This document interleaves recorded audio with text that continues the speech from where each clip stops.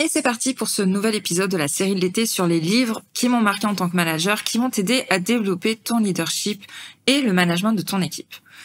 Là, je vais te parler d'un bouquin dont on parle très peu, et pourtant, moi, c'est l'un des premiers qui m'a aidé à avoir des méthodes, des exemples concrets de ce que je devais faire au quotidien avec mon équipe. Avant de te dévoiler lequel c'est, j'ai envie de te poser une question. Comment est-ce que tu te sentirais? Comment est-ce que ça se passerait si, du jour au lendemain, tu devais abandonner ton équipe? Si tu la laissais s'auto-organiser sans toi? Est-ce qu'ils sauraient exactement quoi faire? Est-ce qu'ils en profiteraient pour glandouiller et ne rien faire du tout? Et est-ce que toi, tu serais OK, t'arriverais à accepter de ne plus être au centre de toutes les décisions? Eh bien, c'est exactement la claque qu'a pris Alexandre Gérard et qui détaille dans son livre « Le patron qui ne voulait plus être chef ». C'est vraiment un livre très court, on le voit, très très court, très facile à lire, avec des exemples tirés de sa vie réelle de manager, de patron d'entreprise. Et vraiment, alors peut-être qu'il y en a qui le connaissent déjà. C'est l'un des livres qui a dévoilé le concept de l'entreprise libérée en France. Mais vraiment, ce livre est une vraie pépite. Je te le conseille si t'es manager. Moi, ça a changé ma vision du management. Alexandre Gérard, c'était un patron hyper impliqué, au centre de toutes les décisions, qui ne laissait rien passer, qui décidait absolument tout, qui avait une équipe de techniciens qui intervenaient sur le terrain. Mais voilà, il voulait être au courant de tout ce qui se passait, il voulait avoir des rapports de tous les services de son entreprise. Et du jour au lendemain, il a dû s'absenter pour un projet personnel.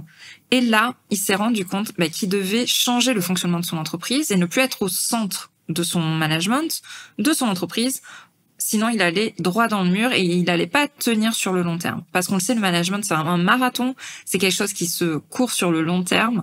Et donc, c'est là où il a commencé à explorer un petit peu d'autres concepts, à réfléchir différemment et à complètement transformer sa vision d'entreprise. Il a réussi à faire parce qu'il est chef d'entreprise, justement. Mais en tout cas, il dévoile dans ce livre toutes les méthodes qu'il a testées, qu'il a mis en place pour déléguer des responsabilités, pour laisser son équipe autonome et que son entreprise tourne sans lui, mais littéralement dans ce sens du terme.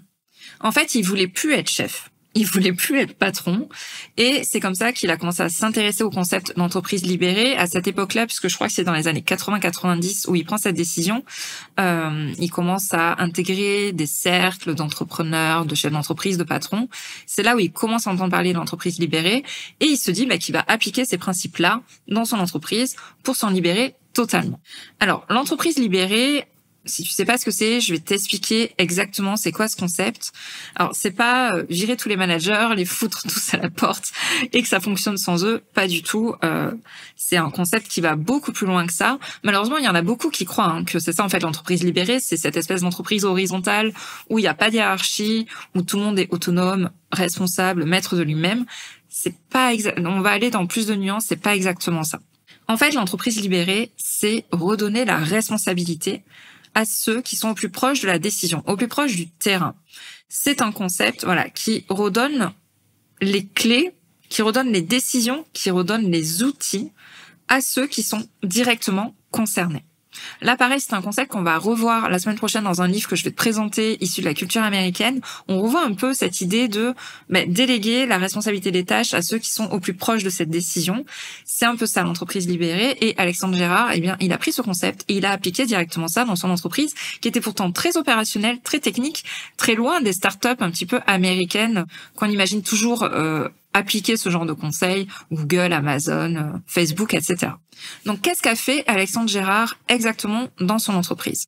Déjà, il a supprimé des niveaux hiérarchiques intermédiaires. Il s'est rendu compte qu'il avait fait un millefeuille de hiérarchie et que, un petit peu comme en France avec les villes, les communes, les intercommunes, les départements, les régions, l'État, etc. Eh bien là, il s'est dit, on va enlever certains niveaux de décision. C'est pas forcément pour ça qu'il a licencié des personnes, mais il les a réintégrées et réorientées autrement. Mais en tout cas, il a fluidifié le système de décision. Ensuite, il a créé des cercles d'équipes autonomes. Il a créé vraiment des groupes en lien avec chaque secteur d'activité, donc plutôt des techniciens et après des commerciaux et d'autres éléments importants de son entreprise. Et en fait, il s'est débrouillé à ce qu'il y ait des réunions qui se passent entre eux, sans forcément le responsable, sans forcément le chef ou le patron qui assiste, et que ça soit eux qui soient autonomes dans les décisions qui étaient prises lors de ces réunions-là. Ensuite, il a mis en place un système d'élection des leaders, des managers par les pairs. C'est-à-dire que son équipe de techniciens, il leur imposait pas le manager selon une décision de recrutement ou de promotion interne qui venait du haut, qui venait du siège. Non. Il les a réunis et c'est eux, du coup, qui prenaient le temps d'élire, de choisir le meilleur leader pour eux. Et enfin, il a instauré quelque chose qui est assez compliqué en France, c'est qu'il a instauré la transparence sur les chiffres et les salaires de la boîte. C'est-à-dire qu'il tenait au courant l'ensemble de ses salariés, si la boîte, elle allait bien, s'il y avait de la marge, s'il y avait du résultat, s'il y avait du chiffre d'affaires, s'il y avait des clients qui rentraient. Et il avait une grille de salaire ultra transparente, ce qui faisait que il n'y avait pas de non-dit, il n'y avait pas de spéculation sur les différents salaires qu'il y avait dans sa société. Alors, qu'est-ce qui m'a marqué dans ce livre en tant que manager, parce que tu l'as vu, il est très petit, court, mais il va vraiment dans le concret, c'est qu'en fait, il nous met face à nos propres questionnements. Quand on est manager, on va se demander « et si je ne sers plus à rien ?» Moi, je sais que c'est une peur qui revient souvent dans les personnes que j'accompagne dans Manager 360. Elles me disent « ouais, mais Hello, t'es bien gentille, je veux bien déléguer toutes les tâches opérationnelles que j'ai, mais après, je sers à quoi? Je suis inutile et on va me virer. » Mais en fait, ce livre, il nous montre que le manager n'est pas inutile, qu'il ne sert pas à rien quand il fait pas d'opérationnel. Bien au contraire, il est là pour fluidifier les choses, il est l'huile dans le moteur. Et en fait, ce livre nous fait clairement poser la question de si je fais plus mes tâches opérationnelles, à quoi je sers? Et c'est inconfortable, c'est pas facile parce qu'on n'est pas habitué à ça. On est habitué à produire des résultats concrets, des résultats mesurables. On n'est pas du tout habitué à être dans la stratégie, dans la réflexion, dans la vision.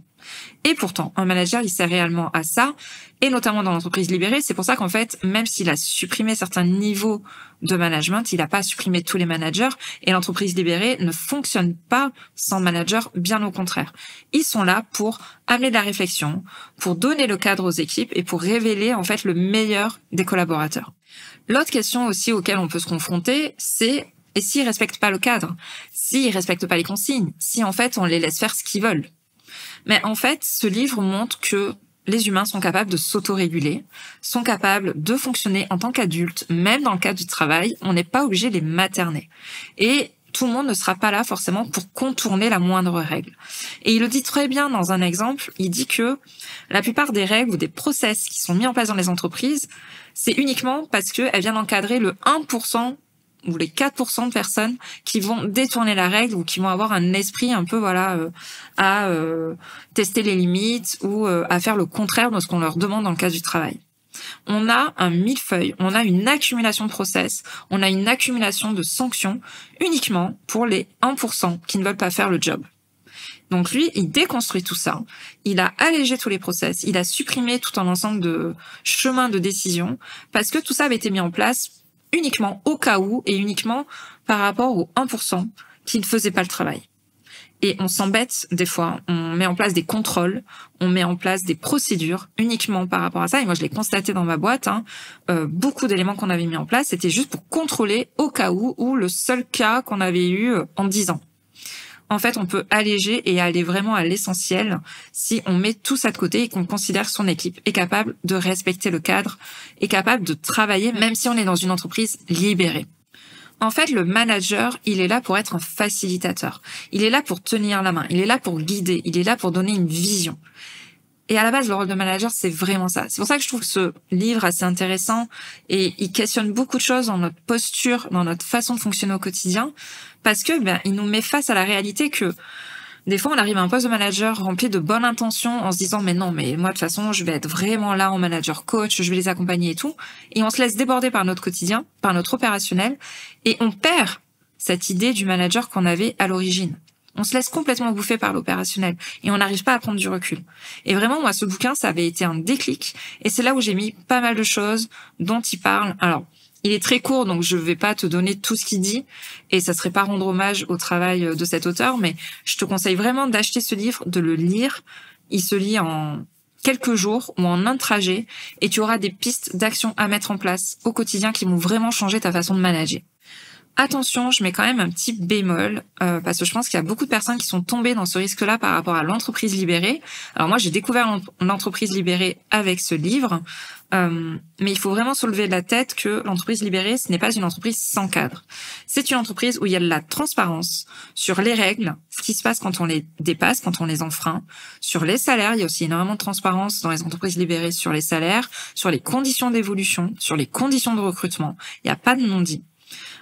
Donc effectivement, l'entreprise libérée, ça veut pas dire tout le monde fait ce qu'il veut et tout le monde fait n'importe quoi. C'est juste que les règles du jeu sont définies en commun, sont définies ensemble, et on est capable de revenir dessus et de les faire évoluer. Et c'est pas le siège ou la direction qui décide uniquement ce qui doit être bon pour l'équipe, c'est l'équipe qui est moteur et qui fait remonter ce qui est bien pour elle.